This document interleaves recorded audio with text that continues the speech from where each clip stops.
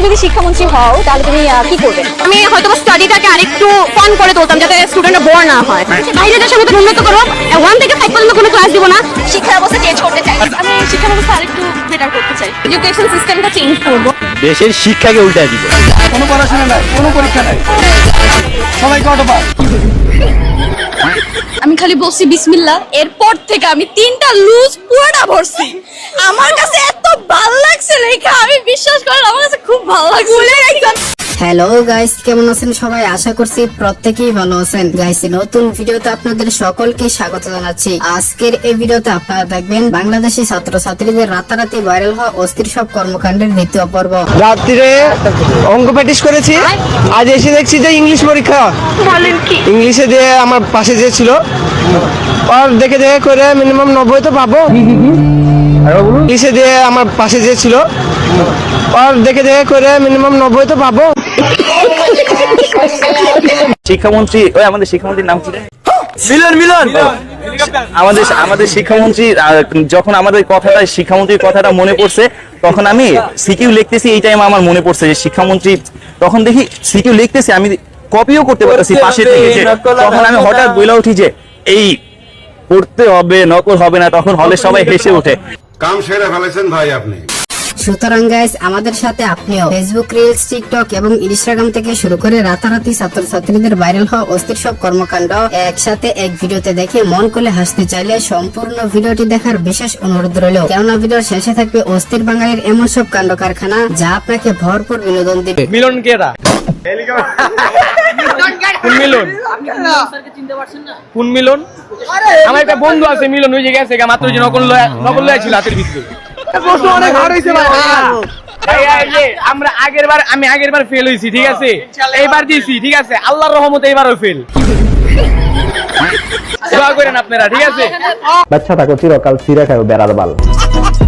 পরীক্ষায় কেমন লিখতে পারো? নিজে তো ভালো পারি না, পাশে একটা বন্ধু পাইছি, আজকে যে কি পরীক্ষা নিজেও জানে না। গাইস, ভিডিওর শুরুতে আমরা দেখব সংসদে শিক্ষামন্ত্রী মিলনের সেই ভাইরাল ডায়লগটি। মিস্টার স্পিকার, পরিষদে আমি যা বলে শেষ করব তা সারা দেশের আমার অতি আদরের সোনামণিদের জন্য বলবো, তাদের উদ্দেশ্যে বলবো, এই তোমরা কেমন আছো? লেখাপড়া করছো তো? লেখাপড়া করতেই হবে। নকল, কস্তফা, জালিয়াতি কোনো কিছুই আর চলবে না। মিস্টার স্পিকার, আপনাকে ধন্যবাদ, আমি সময়ের মধ্যে শেষ করতে পেরেছি। একদম বাম্পার মারছে। গাইস, ওনারা দেখি ট্রেন্ডের সাথে তাল মিলিয়ে সংসদে বক্তব্য দেয়। ঠিক মতো লেখাপড়া করছো? করতে হবে, নকল আর হবে না। 10 থেকে 12,000 টাকা দিলেই মিলছে এসএসসি পরীক্ষার প্রশ্নপত্র। করতে হবে, নকল আর হবে না। ভাই, নকল কিন্তু ঠিকই হয়নি, বাট কোশ্চেন জায়গা মতো ফাঁস হয়ে গেছে, ঠিক আছে?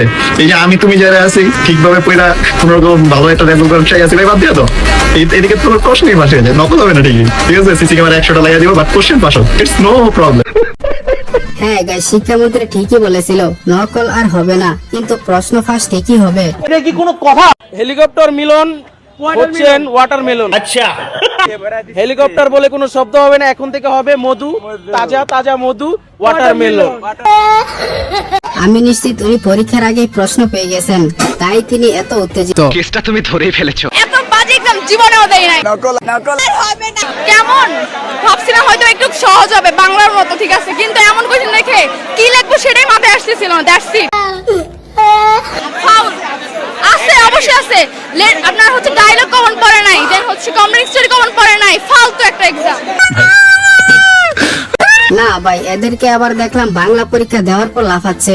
আসলে বেশি লাফালাফি করলে যা হয় আর কি। আমি খালি বলছি বিসমিল্লাহ, এরপর থেকে আমি 3টা লুজ পুরোটা ভরছি।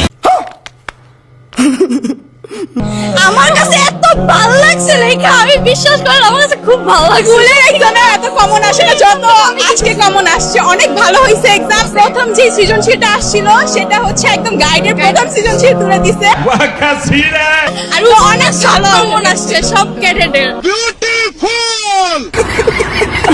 হেলিকপ্টার মিলন আমাদের শিক্ষামন্ত্রী, বর্তমান শিক্ষামন্ত্রী আমাদের।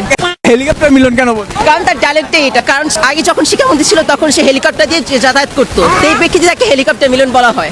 কি বলেন? এরকমই সরকার বারবার দরকার। এরকম সরকার আমি চাই না ভাই।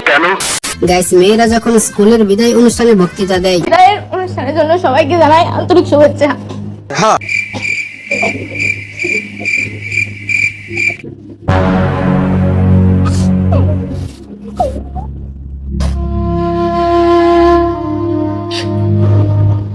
ফাটা যায় বুকটা ফাটা যায়। আর ছেলেরা যখন স্কুলের বিদায় অনুষ্ঠানে বক্তৃতা দেয় আজকের এই বিদায় অনুষ্ঠানে আমি তুষার কিছু কথা বলতে চাই।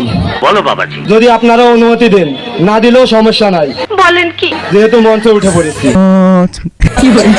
সেটা হলো পড়াশোনা করো বা না করো, বেয়াদবি করো বা না করো, আমার মতো বেয়াদব হইও না।